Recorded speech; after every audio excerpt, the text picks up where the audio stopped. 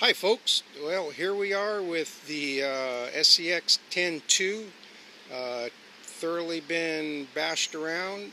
I got some more mods that I'm trying out just to see what works best. So let's see what we got here. We went from the front mounted motor with the Vetera transmission, and now I'm trying the axial 2-speed transmission. So once again, here we are, we're back. Once again, we got the axial 2-speed transmission in there.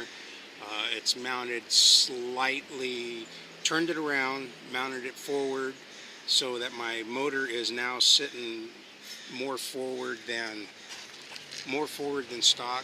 It is not sitting way up here like the first setup I had, which was sticking way up here, so I do like this better. The axle transmission seems to have a little bit more pop to it. The gearing is better. It seems to be working out pretty well. I do have another setup that I'm going to be trying. Once again, I do have another setup that I'm going to be trying. I'm going to give this about a week and see how I like it, but I've redone the regular axial transmission, turned it around, mirrored it, made brackets to put the motor on the other side so that it's going to sit in here something like this. So once again, with this one here, I'll be able to even get my center of gravity down even lower, and I'm not sure where this is going to sit at in here totally yet, but it's going to sit somewhere in that fashion right there, which is even lower and more front bias to it, so it'll give me a little bit more weight up there. So this is a setup here that my buddy Dan came up with on how to rig this thing up here, cut the mounts, add shims, mirror it. It seems to be really nice. So we're going to see just brand new transmission. So I'll have tried total of three transmissions on this thing, and we'll just see which one suits me best. So far I'm definitely liking the axial 2-speed transmission better than the Vetera.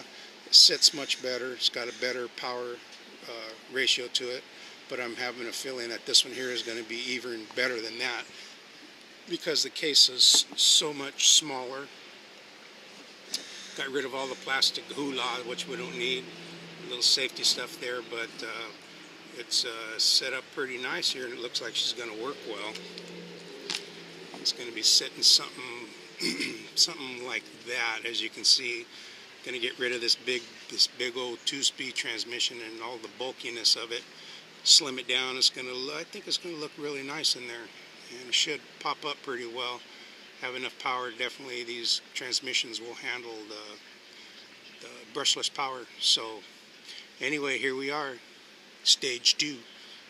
Stay tuned. We're going to give this one about a week with this transmission setup. I've already had to replace the small axle under here because it's just blowing and stripping them out of there, so I'm working on that.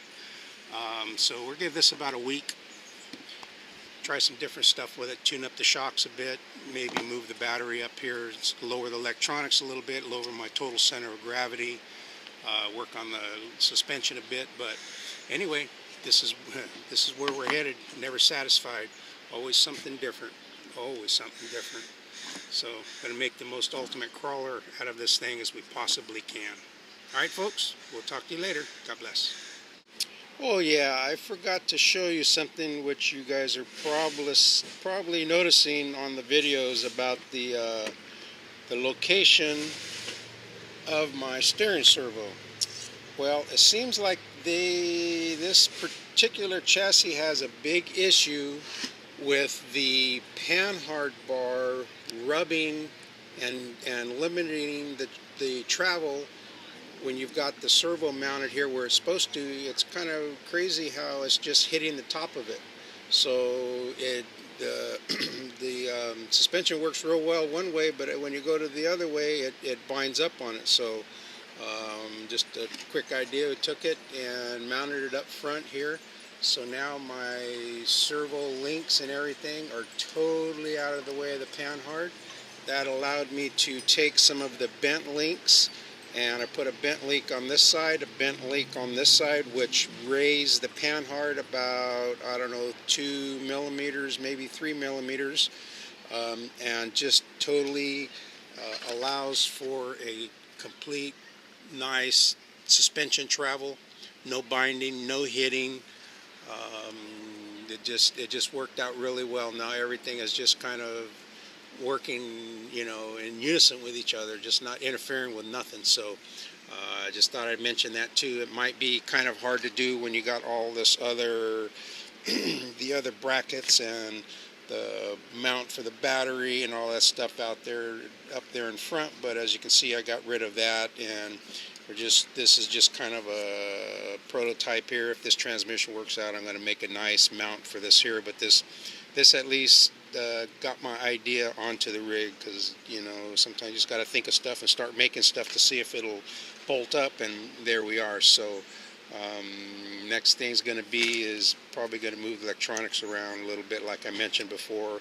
Might even put the battery down here, put a little bit more weight on this side, since it seems to torque this way here. Put a little bit of weight here, maybe it'll help it kind of even out a bit. So anyway, we've got some other ideas, and like I say, we're going to run this for about a week. Take it out and bash it down here in the creek with my buddies, and see just what, you know, just see how this transmission acts. I like it so far. I've only ran it just today. I barely got it together at lunch today at work. So there we are. Okay, folks, I'll keep everybody apprised of all the little stuff we do, because I know it helps out. You know, everybody's sharing. No secrets here. We just like to make everything, you know, really nice and share it with people, because I know other people want their stuff to operate finally, tune it up, and you know, no interference with parts and this kind of stuff. So we'll talk to you guys later. God bless.